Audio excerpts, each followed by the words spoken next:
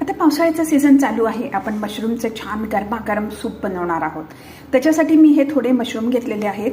त्याचे जे देठ आहेत ते आपण बारीक चिरून घेणार आहे आणि हा जो मशरूम आहे त्याचे आपण उभे पातळ काप करणार. आपण हे बारीक चिरून घेतले आहेत. काही ह्याचे आपण हे असे स्लाइस पण करून घेतले. 1 टेबलस्पून बटर गरम करायला ठेवलंय.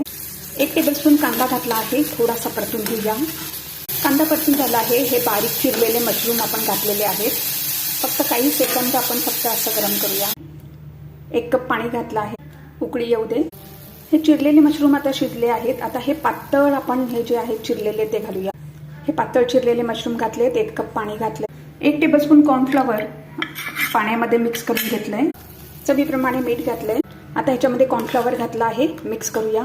2-3 मिनिट शिजवून घेऊया. थोडीशी मिरीपूड आणि कोथिंबीर घातली. आता यामध्ये आपण 1 चमचा क्रीम घालायचा आहे. Fresh cream. Cream of mushroom soup